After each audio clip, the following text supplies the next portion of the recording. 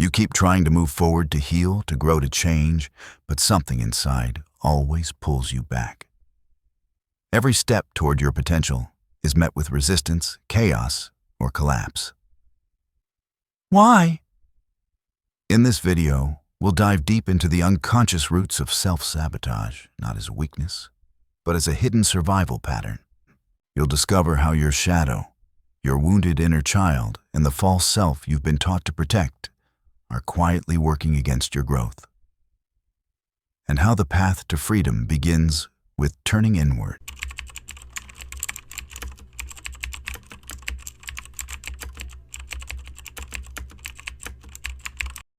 You want to rise, you want to break free, build, love, create, heal, but something inside pulls you back. Not from fear of the unknown, but from a much deeper terror, the fear of becoming who you truly are. You sabotage not because you are weak, but because something ancient inside you was taught that your truth is dangerous. Every time you edge closer to authenticity, the psyche tightens its grip, the same story repeats. You delay, you numb, you distract, you destroy what you most desire. And then you wonder, why do I keep doing this to myself? The answer is not in your behavior. The answer is buried in the unconscious, in the forgotten myths of your personal history, in the shadows that you have not yet dared to face. Carl Jung saw this sabotage not as failure, but as a message, a cry from the soul that the self has been buried beneath too many lies. The part of you that sabotages is not malicious. It is protective, but it protects an identity that no longer serves you. And if you do not bring that identity into the light, it will rule you from the dark. The unconscious does not forget. Every belief you inherited from your childhood about love, power, safety, shame, still lives within you. And most of it was never yours to begin with. You absorbed it. Like a sponge in your most formative years, maybe you learned that success means abandonment, that love means silence, that joy is followed by punishment. Maybe you learned that being visible is dangerous, that being powerful is selfish, that being whole is too much. And so your unconscious formed a pact, a silent vow. If I want to stay safe, I must never rise too high, feel too much, speak too honestly. These vows are the root of self-sabotage. They are not logical.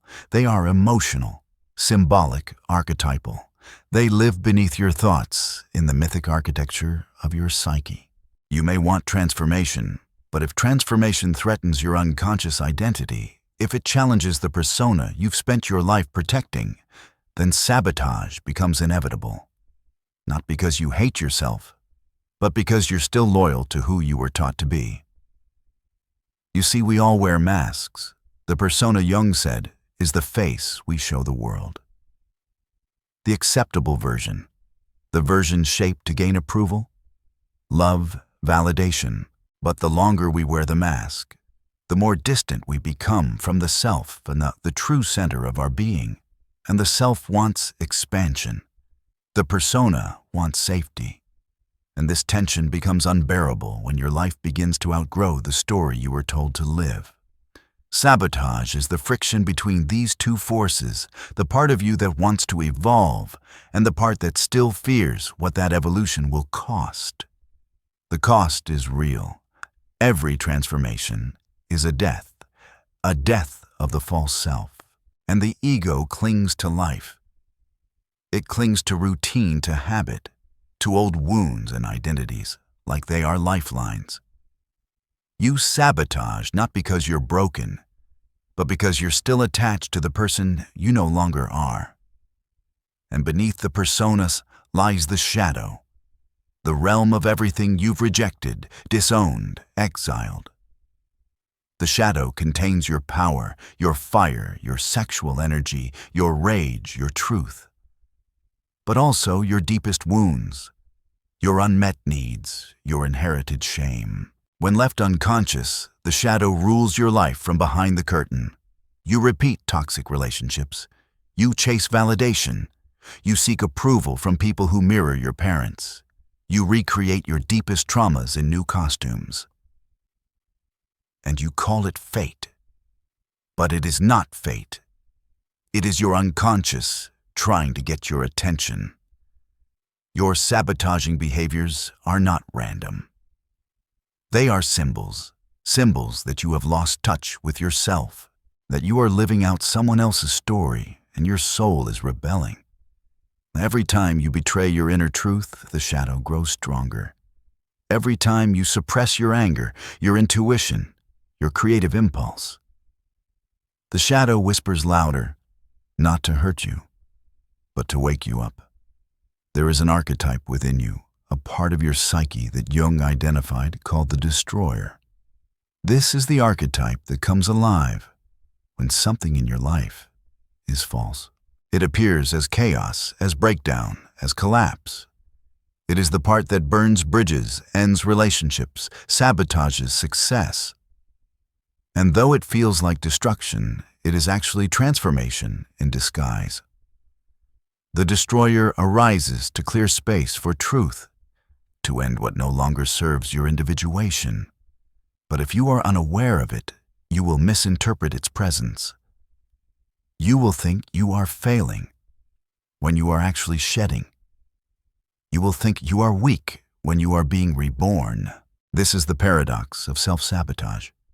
It often appears right before an evolutionary leap of the old self lashes out, terrified of its own death, but the death is necessary. Not a death of the body, but of the false identity you have outgrown. Dreams speak of this death. They show you houses collapsing, teeth falling out, snakes shedding skin. These are not bad omens. They are symbols of transformation, of inner structures dissolving, so that something deeper can emerge. Your unconscious knows, before your conscious mind does, that change is needed. And it sends these messages in images, in feelings, in impulses. The dreams, the instincts, the synchronicities. They are the voice of the self guiding you back to wholeness. But if you ignore these signals, if you override them with logic and persona, then the guidance turns into sabotage. Not because your psyche hates you, but because it refuses to let you stay asleep. There is another archetype at work here, the wounded child. This is the part of you that formed when you were most defenseless, most impressionable. It carries the original pain, the primal fear, the ancient belief, I must betray myself to survive. This child still lives within you. And when it feels threatened, it will do anything to protect you, even if it means destroying what you most want. When you get close to love, it pulls away. When you approach success, it creates chaos. When you begin to heal, it stirs the old pain, not to hurt you, but to test your loyalty. Are you still going to abandon me for the persona? Are you still going to silence me for approval? When you begin to listen to this part of you, when you choose it instead of betraying it, that is when the sabotage begins to dissolve. Because sabotage is not disobedience. It is a cry for reunion. To stop sabotaging, you must stop exiling. You must stop waging war on your inner world. You must gather the lost parts, the rebel, the dreamer, the wounded child, the destroyer, the mystic, and bring them home. Not to tame them, but to listen. Each has something to teach you. The rebel wants freedom, the child wants safety, the destroyer wants truth, the mystic wants depth, and together they point you back to the self.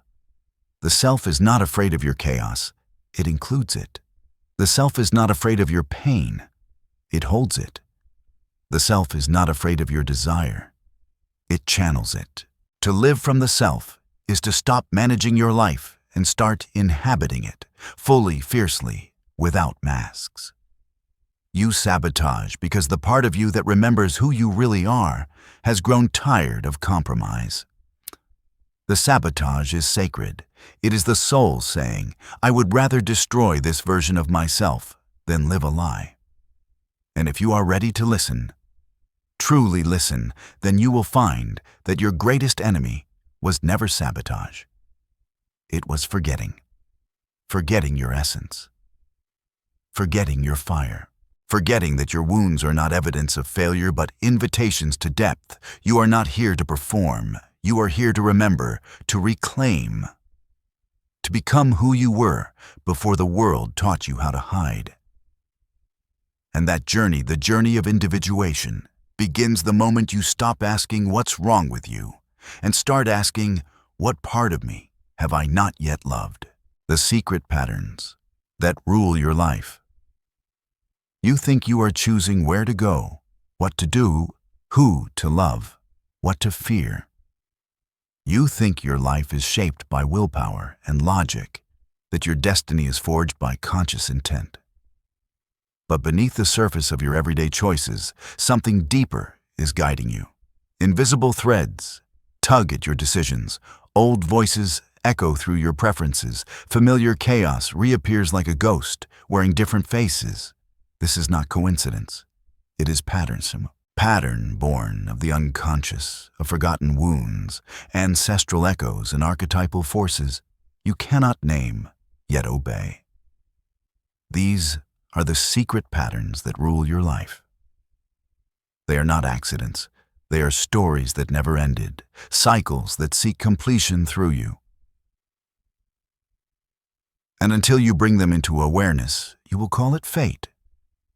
You will think life is happening to you when in truth it is unfolding from you, from the parts of you you do not yet know. Carl Jung warned that what remains unconscious becomes destiny.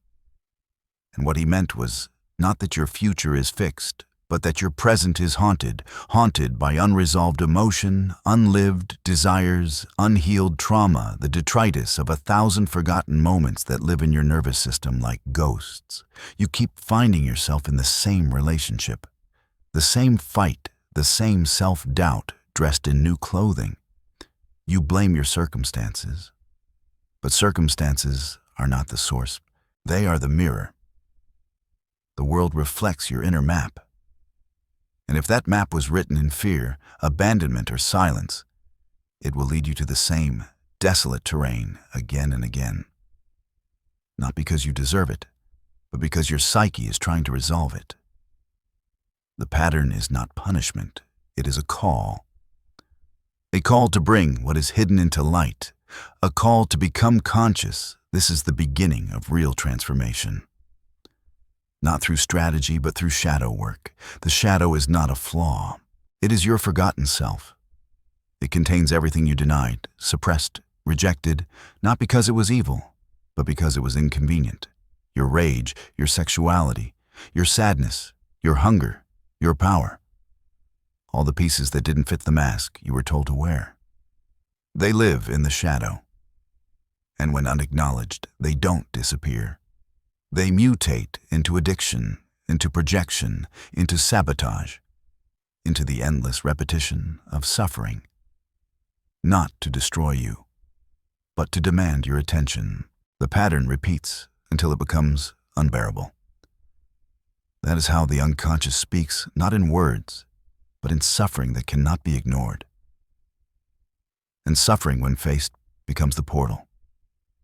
When you stop blaming the world, and begin to ask why you are drawn to what wounds you, why you cannot let go of what breaks you, why the same themes echo through your life. Like a tragic poem, that is when the alchemy begins. You begin to peel back the layers of the psyche, and you realize your patterns are ancient. Some were born in your childhood, others were born long before you were. The collective unconscious lives in you, the myths, the archetypes, the stories of humanity's soul. You are not just your story, you are also the hero, the orphan, the lover, the martyr, the sage. You are playing out a cosmic drama unconsciously cast in a role you didn't choose. But when you name the role, when you name the pattern, you reclaim the script, and only then can you begin to write a new ending. The archetypes shape your desires, your fears, your perception of self and others.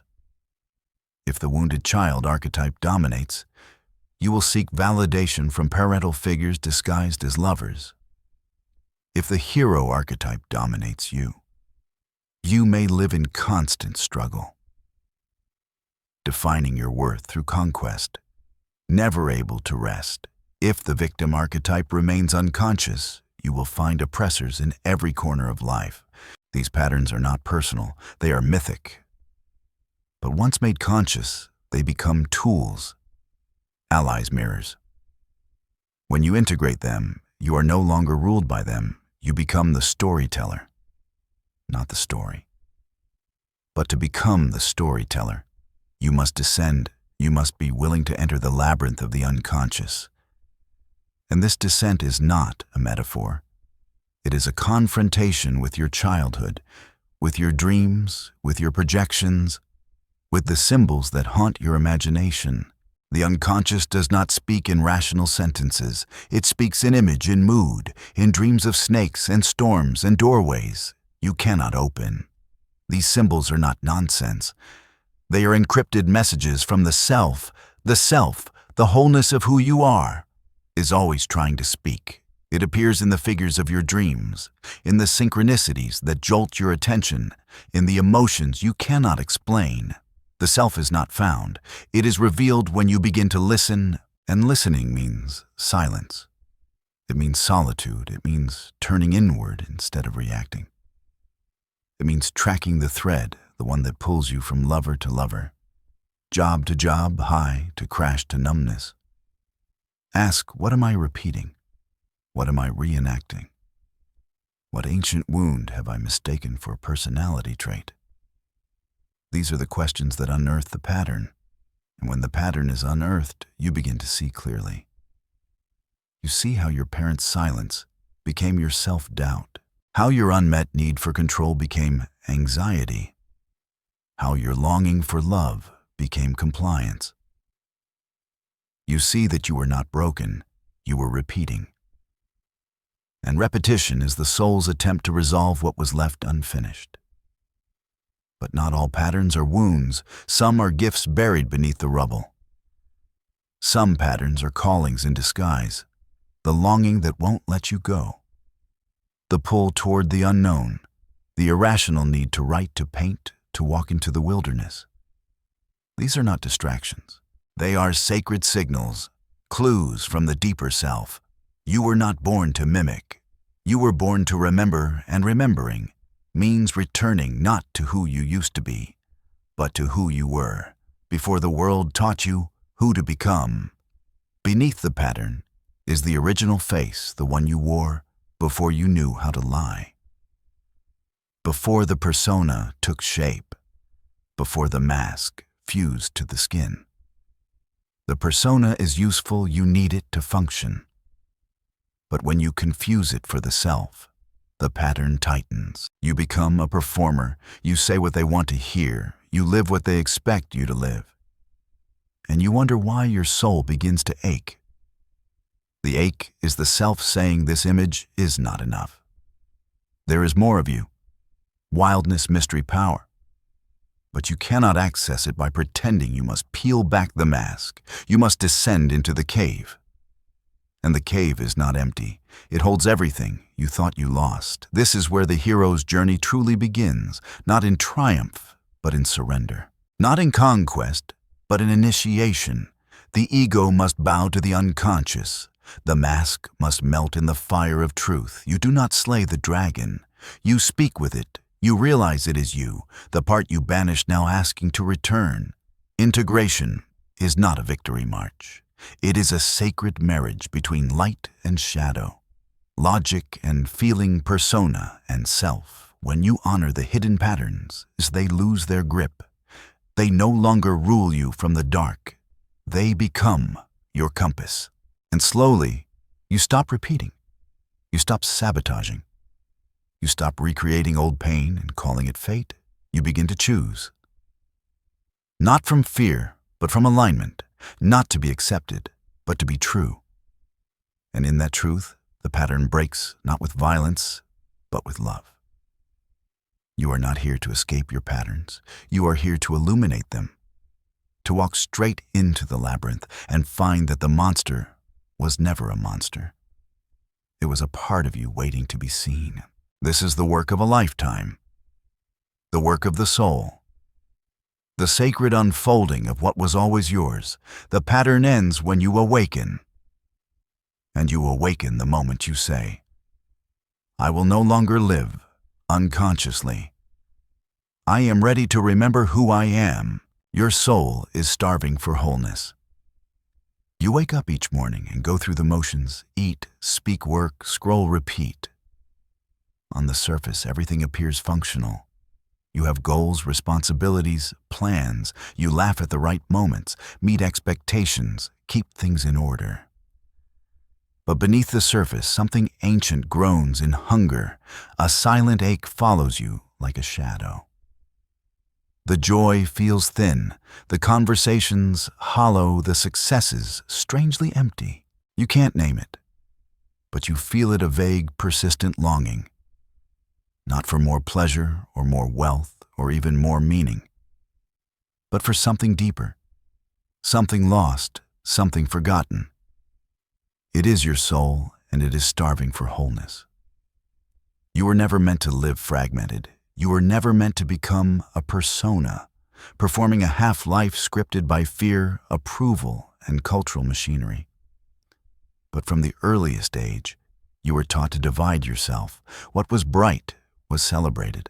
What was dark was shamed. What was loud was tamed. What was tender was hardened. And over time, like a tree forced to grow against its own root, you bent toward the expectations of others. You became likable, manageable, employable, and in the process abandoned the unedited self. The real you went underground into the unconscious. And now everything you pushed away, every forbidden thought, buried, feeling exiled, instinct lives. They're waiting for you to remember. Your soul does not crave success. It craves integration. Carl Jung knew this. He saw the psyche not as a problem to be solved, but as a mystery to be lived. A myth unfolding through the symbolic language of dreams, shadows, archetypes, and longing. And at the heart of it all, he placed the self, not the ego, not the public mask, but the whole, the divine center of your being that is always intact, even when the rest of you has forgotten. But the self does not shout. It whispers through symbols, through the things you fear, through the patterns you repeat, through the dreams that wake you at 3 a.m. with images you cannot explain. The self speaks in mystery because it belongs to the sacred. And the sacred cannot be reached by logic alone. You must descend into the depths. You must walk into the underworld of your own unconscious, the labyrinth of everything you've hidden from yourself. The rage that was not allowed, the grief that was never felt, the instincts you learned to suppress. The shadow is not evil. It is the part of you you were told not to be. And while you build a life on the surface, the shadow grows below, untouched, unseen, but ever present, leaking through your reactions, your relationships, your addictions. The more you deny it, the louder it becomes, and it will sabotage. Not because it hates you, but because it knows the soul will not be whole until it is seen. This is the famine you feel, not physical hunger, but spiritual starvation. You are malnourished, not in body, but in being. Because a life that denies half of itself cannot be full. You were not meant to be light without darkness. You were not meant to be reason without passion. You were not meant to be controlled, calculated, and endlessly optimized. You were meant to burn, to weep, to wander, to wonder. You were meant to remember what the world tried to make you. Forget that the soul is not efficient. It is wild, symbolic, emotional, whole. And wholeness is not perfection. It is integration and the sacred marriage of opposites within you. the masculine and the feminine, the light and the dark, the conscious and the unconscious. The ego will fight this, because the ego is terrified of its own death. It clings to the known. It clings to the mask. It wants predictability, not transformation, but the soul does not want to be comfortable. It wants to be real. And to be real, you must risk collapse. You must let the old self burn. That burning is not failure. It is initiation. Every collapse is a rite of passage disguised as depression. Every breakdown is the death of a lie. And from the ashes, the self begins to emerge. Not the version of you that is easy to love, but the version that is true. And when that version begins to rise, the world will resist. Because the world loves the mask. The world loves the version of you that doesn't make them uncomfortable. But your soul did not come here to make others comfortable. It came here to remember itself. The remembering is not linear. It is cyclical. You spiral into yourself again and again through heartbreak, through revelation, through silence, through dreams. Each time you meet another fragment, another forgotten part. And slowly, with reverence, you begin to gather the pieces, the child who was silenced, the lover who was shamed, the rebel who was punished, the mystic who was ignored. These are not wounds to be erased. They are chapters in the story of your becoming. You do not need to be healed to be whole. You need to be seen. And to see yourself fully, you must enter the symbolic. You must learn to read your dreams, not as nonsense, but as scripture. You must trace the patterns that repeat, not as bad luck, but as maps from the unconscious. You must ask again and again, what part of me is asking to be known? What have I exiled in order to survive? Because survival is not enough. You are not here to survive, you are here to transform. And transformation is not a goal. It is a process. An unfolding of death and rebirth, an alchemy of soul. This alchemy begins when you stop pathologizing your pain and start listening to it. Anxiety is not an error. It is the alarm of the souls. Depression is not dysfunction. It is the descent, the necessary stillness before the rebirth. Numbness is not weakness. It is the body's cry for integration. You must stop trying to fix yourself and start trying to feel yourself, because the more you feel, the more you remember. The more you remember, the more you reclaim. And the more you reclaim, the more your soul begins to feel fed. And what feeds the soul is truth, not comfort, not ease truth. Raw, holy, terrifying, radiant truth. The truth that you are not your persona. The truth that you are not your trauma. The truth that you are not your projections. You are the field behind the story. The self behind the face, the light behind the fracture. The truth that pulses even in your darkest nights. And once you taste that truth, nothing else will satisfy. The old games will feel hollow. The old masks will itch. The old patterns will fall apart.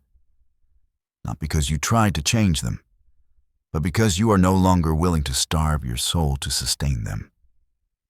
This is the cost of awakening. You lose your illusions, but you gain your life. Not the life you were taught to want. The life you remember was always yours. A life of depth, of presence, of mystery, of sacred tension.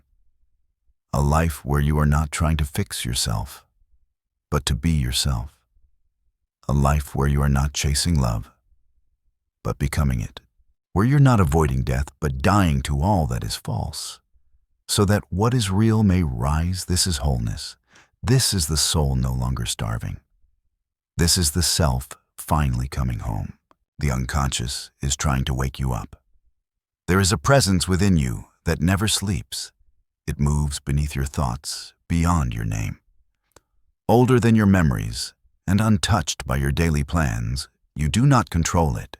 You do not even fully know it, but it knows you. It watches you drift through your days speaking words. You do not believe, chasing things that do not feed you, laughing while something inside you mourns. It sees you play a role, wear a mask, follow routines built by people long gone. It sees you break down and patch yourself back together with distractions again and again. And still it waits. This presence is not your enemy. It is your unconscious, and it is trying to wake you up. It whispers through the cracks in your confidence. It stirs when you cannot sleep, when the dream returns, when the face in the mirror looks unfamiliar. It emerges in the patterns you keep repeating, the argument that plays out again and again, the love that slips through your fingers, the emptiness that follows success. You think it's bad luck, but it's not. It's the unconscious pulling the strings of your reality, weaving messages through every misstep and ache and unexpected silence.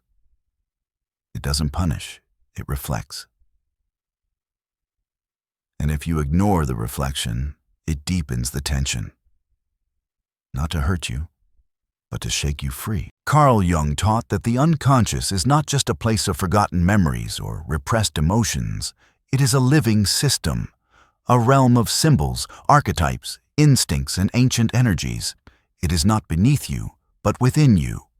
And the more you try to dominate it, with the ego, with reason, control, and performance, the more it rebels until life no longer makes sense in the language of the rationale. You start to feel haunted by your own life, as if something deeper is asking you to look, to stop, to remember. This is the moment of the inner summons. The invitation not to keep going, but to go inward, and inward means descent into the underworld of your psyche, into the dreamscapes that don't follow logic, into the shadow, the forgotten child, the wounded instinct, the repressed desire. You descend not to find answers, but to meet the parts of you exiled long ago. The part that felt too much, the one that wanted more, the one that was called selfish or lazy or weak.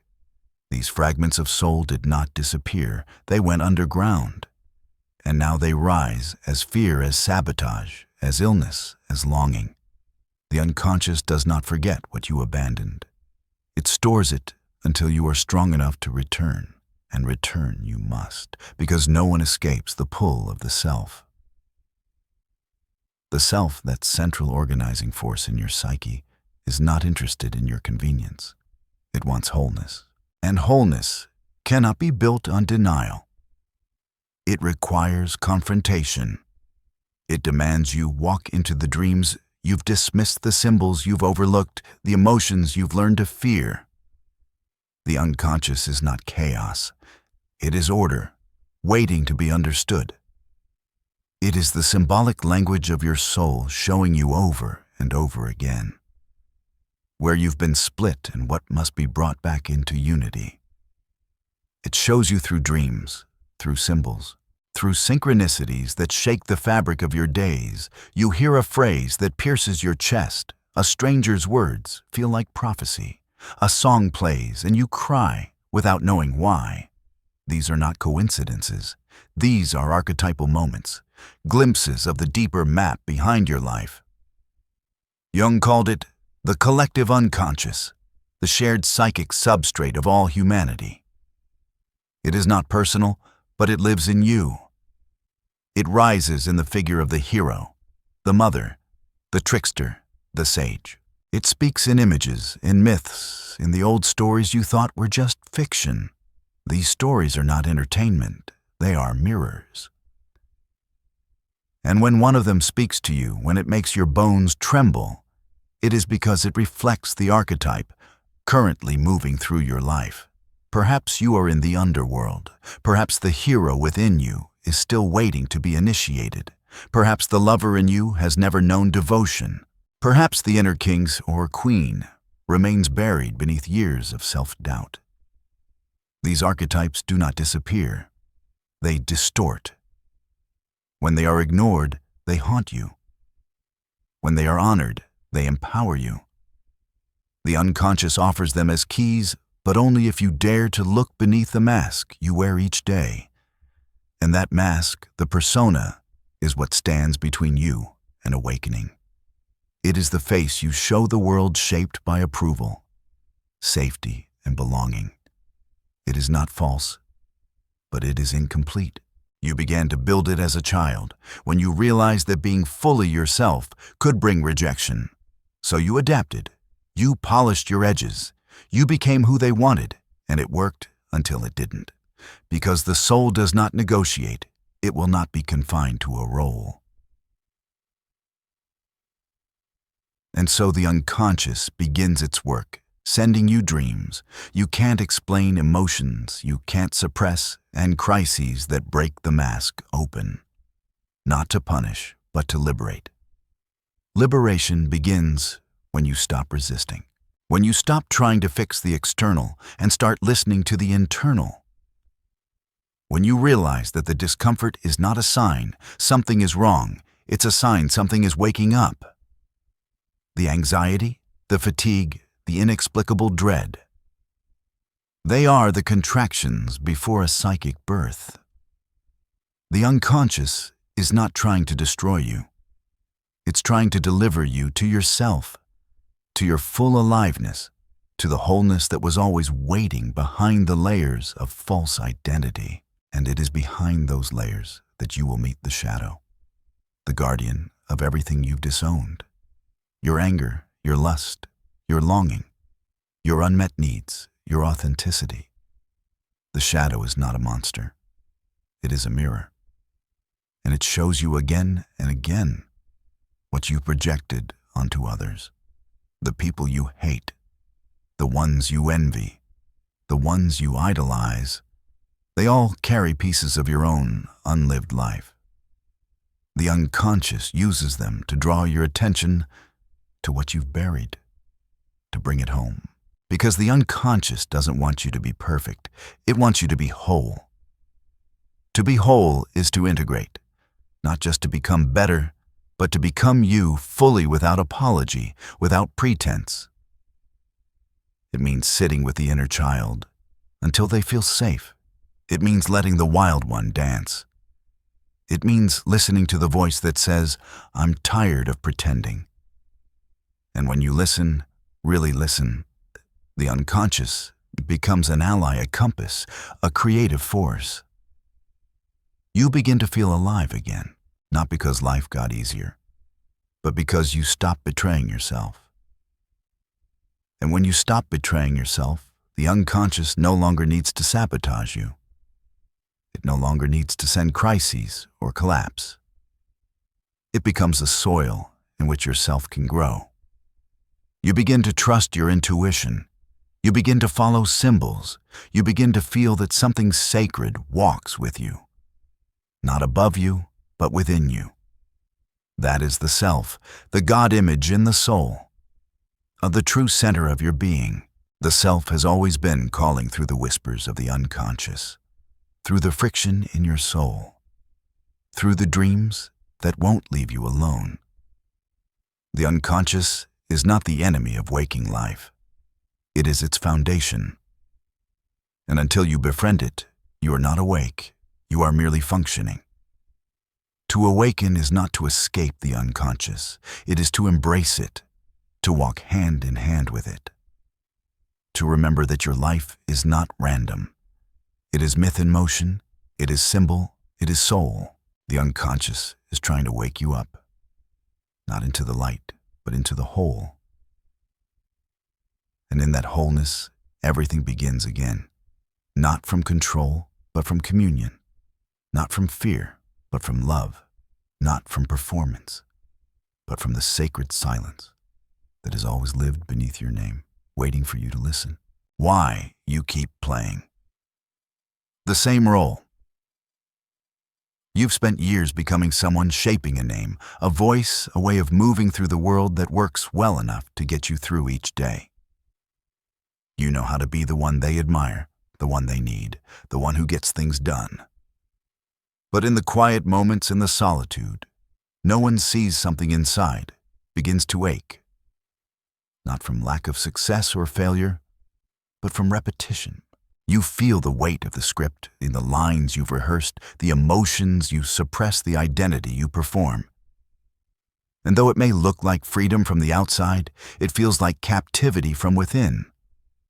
Because no matter how far you go, how much you achieve, or how much you evolve, one question keeps surfacing beneath it all. Why do I keep playing the same role? The answer isn't in your behavior, it's in your psyche, deep beneath the surface of who you think you are.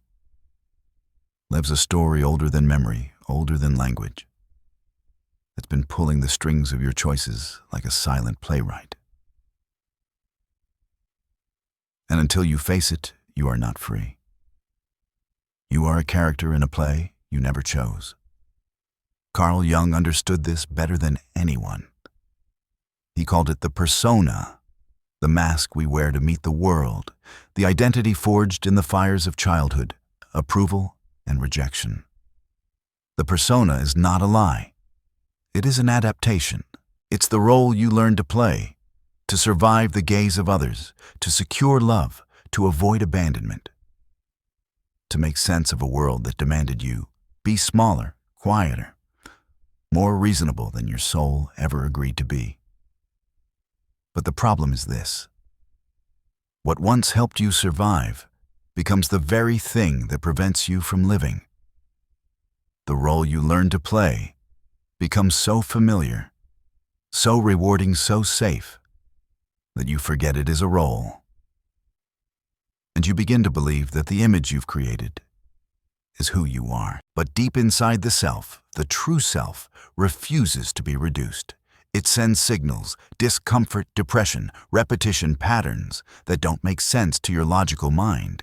You keep attracting the same people, ending up in the same arguments, feeling the same emptiness, even when life looks different. Because you're still playing the same archetype, the hero, the martyr, the peacemaker, the rebel, unaware that your soul is starving for something real. The psyche is mythic. It does not speak in tasks or goals. It speaks in symbols, in dreams, in repetition. The same emotions keep rising, not because you are failing, but because the deeper self is trying to complete something, a cycle, a myth, a fragment of your inner world that never got to speak. And when we do not know this, we call it fate. We say, why does this keep happening to me? But it's not happening to you. It's happening from you, from the unconscious, from the parts of you you've ignored, rejected, or abandoned. These parts do not disappear. They become characters, patterns, roles you unconsciously reenact in the theater of your life. The unconscious repeats what the conscious refuses to face. It plays your inner wound on loop until you turn toward it with eyes wide open. And this is not punishment. It is poetry. The psyche is not interested in efficiency. It is interested in completion. You keep playing the same role because something in you was left unfinished. Maybe you were never allowed to say what you truly felt. Maybe you became the caretaker too early. Maybe you learned to shrink to be loved. And now, even as an adult, you find yourself doing what the child once had to do to earn love by abandoning yourself. Of the repetition is the child's cry, echoing through time. See me, hear me, let me be whole. Wholeness is not the elimination of the past. It is the integration of it. And integration means turning toward the shadow of the parts of you that were cast out because they threatened the persona. The rage you weren't allowed to feel, the desires you were taught to fear, the truths you weren't permitted to speak. Jung called this the shadow, and it is the source of your repetition, because every role you play at the expense of your authenticity feeds the shadow. The more you deny it, the more it controls your life from behind the curtain. The same role, the same pain, the same ending. And yet the shadow is not the enemy. It is the gatekeeper. It contains not only your wounds, but your medicine, your creativity, your depth, your forgotten instincts. The reason you keep playing the same role is not because you're weak. It's because you haven't met the part of you that's been waiting to be brought back into the light. And this is where the real work begins. Not in fixing yourself, but in facing yourself. Not in becoming better, but in becoming whole. To do this, you must become conscious of the unconscious. You must walk back through the roles you've played and ask, when did I first become this person? What part of me did I leave behind to survive this role? As you begin to ask these questions, something begins to shift. You realize that the rebel was born from betrayal, that the peacemaker was born from chaos, that the perfectionist was born from fear, and that these roles, though brilliant in their origin, are no longer needed. You are no longer a child.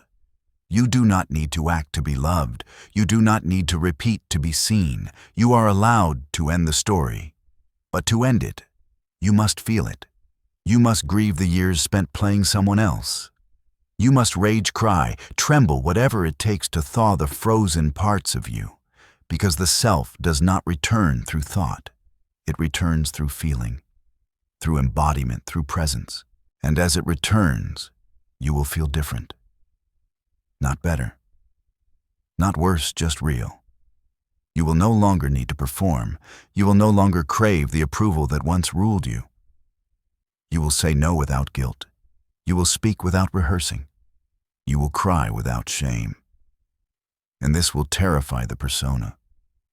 It will feel like death, but it is not death.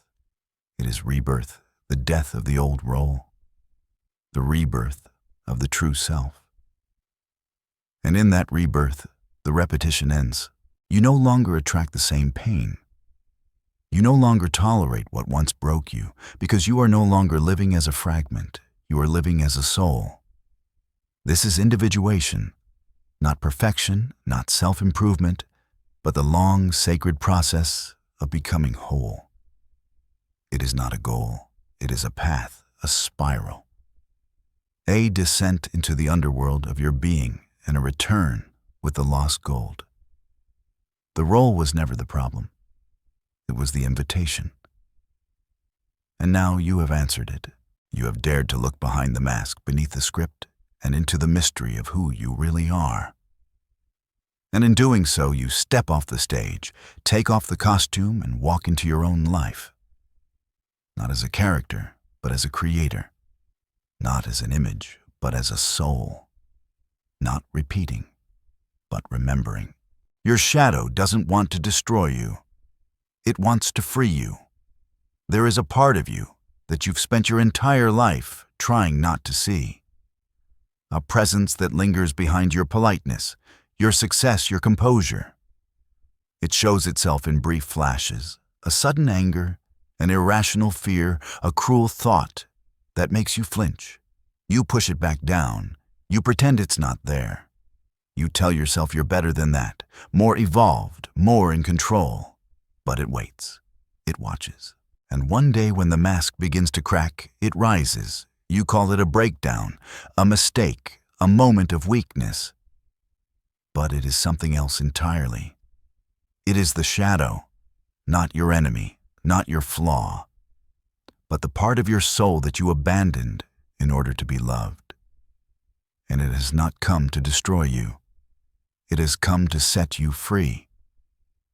Carl Jung called the shadow everything we refuse to see in ourselves. It is the repressed, denied, and hidden dimensions of the psyche. But it is not just darkness. It is also power, fire, creativity, truth. When we exile parts of ourselves, our anger, our sexuality, our grief, our rawness, they do not vanish. They descend into the unconscious. They become distorted, they act out through projection, through sabotage, through dreams that unsettle and emotions that overwhelm.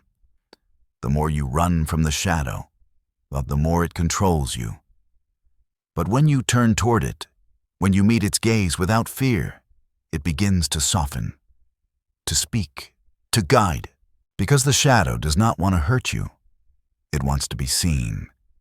It wants to come home. You were not born fragmented. You were born whole. But the world rewards pieces.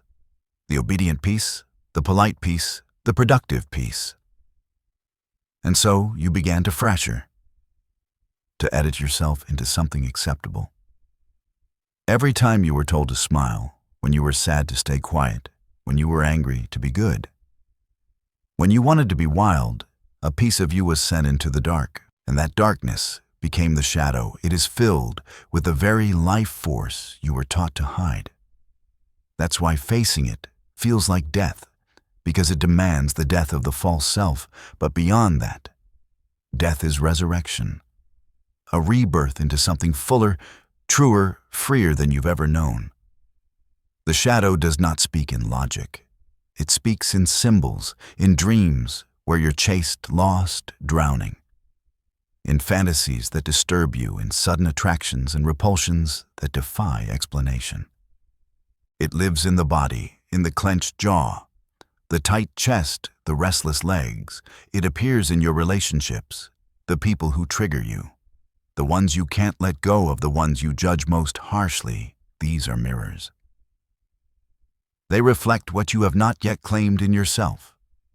The shadow is not out there. It is within, and it will keep circling back again and again until you sit with it. Not to fix it, not to defeat it, but to listen, to understand, to integrate. Integration is not a one-time event. It is a lifelong conversation with your depths. It is the willingness to meet yourself where you are, without flinching, to feel the rage, without collapsing into it, to hold the grief without drowning in it, to honor the desire without being enslaved by it. You learn to dance with the shadow, to let it inform you, not rule you. And in doing so, you become whole, not perfect whole. That is what the shadow wants, not obedience, but honesty. Not submission, but self-knowledge. It wants you to stop pretending, to stop performing, to stop running from your own soul. There is no awakening without this descent, no peace without this confrontation. The light you seek will not be found by avoiding the dark. It will be found by walking straight into it, torch in hand, heart, pounding, eyes wide open. And what you'll find there is not a monster. It is you. The parts of you you thought were unlovable, unforgivable, unworthy. They are not. They are wounded, forgotten sacred, and they are waiting for you to return. Your shadow does not want to destroy you. It wants to free you from the prison of your persona, from the weight of your conditioning, from the lies you've been telling just to survive. It wants to burn away what is false so that what is true can finally rise. This is the fire of transformation. The alchemy of the soul, the place where healing begins, not by becoming something new, but by remembering what you've always been. Not broken, not wrong, not too much, just human. Just whole, just home. The archetypes that rule your men. There are forces within you that are older than language, older than culture, older than even your memories. They are not personal yet. They shape your entire life. You do not summon them. They emerge, they activate, they possess. You feel them in the moment you fall in love, and it feels like destiny. You feel them in the instinct to protect your child with a primal ferocity you didn't know you had. You feel them in the voice that whispers to you in the silence when reason fails and symbols rise. These forces are archetypes, ancient blueprints of human experience that live in your unconscious and influence your behavior, your desires, your fears, and your fate. They are not ideas. They are living energies, and they are ruling your mind. Carl Jung did not invent them. He uncovered them through dreams, myths, art, and madness. He saw the same figures appear across cultures and time.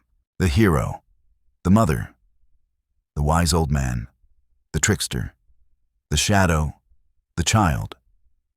These are not characters in stories. They are characters in you. They are inner figures, each with a voice, a drive, a worldview.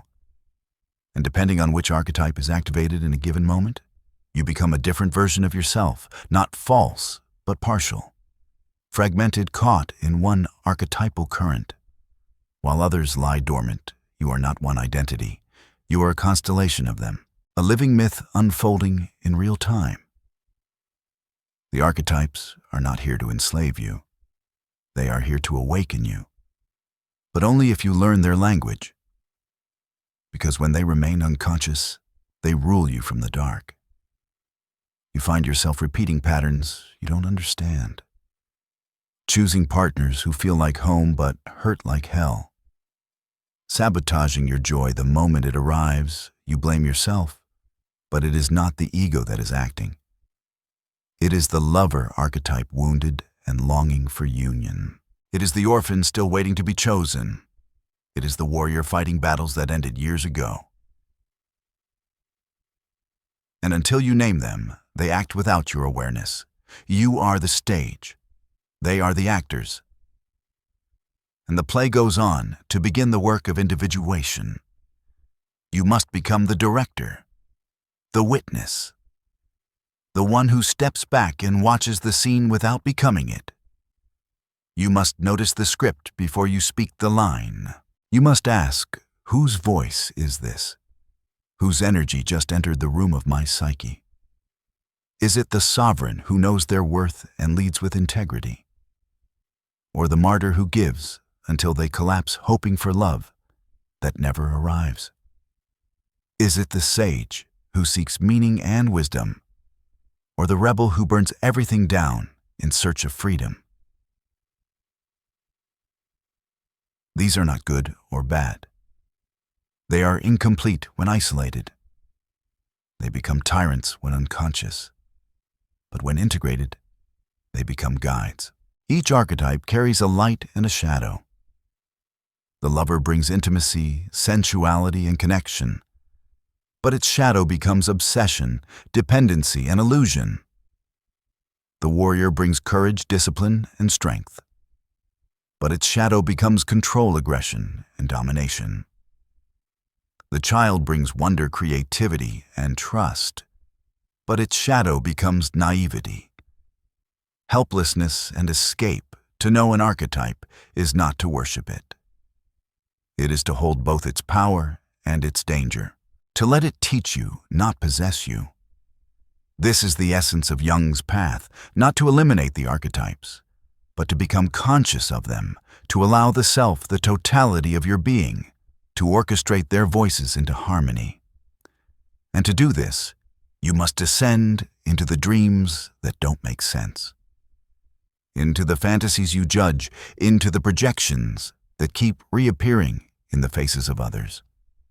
The archetypes speak through image, symbol, pattern, and emotion. They do not come to you in spreadsheets. They come in myths, in the movies that make you weep, in the books you read again and again, in the memories that feel more like stories than facts. They come in the inner figures who speak to you in moments of solitude. The inner critic, the inner child, the inner mentor. They are not your imagination. They are your inheritance. You are not blank. You were never blank. You were born with the entire history of the human soul encoded in your psyche. The collective unconscious lives in you. And within it, the archetypes live as gods. Not gods outside of you, but gods within. And like all gods, they demand reverence. Not worship, but relationship. You must come to know them, to honor them, to set boundaries with them. Otherwise, you will confuse their impulses for your truth. You will think you are failing when the saboteur is at the wheel. You will think you are in love when the addicted lover is projecting fantasy. You will think you are free when the rebel is just afraid of being seen. But once you name them, something changes. You begin to pause before reacting. You begin to ask, what am I really feeling? Whose story am I living? And in that pause, you reclaim your agency. You do not reject the archetypes. You integrate them. You allow the lover to love without losing herself. You allow the warrior to fight for what matters without becoming a tyrant. You allow the child to play, and the sage to guide, and the sovereign to lead, all in right relation to one another. This is the inner kingdom.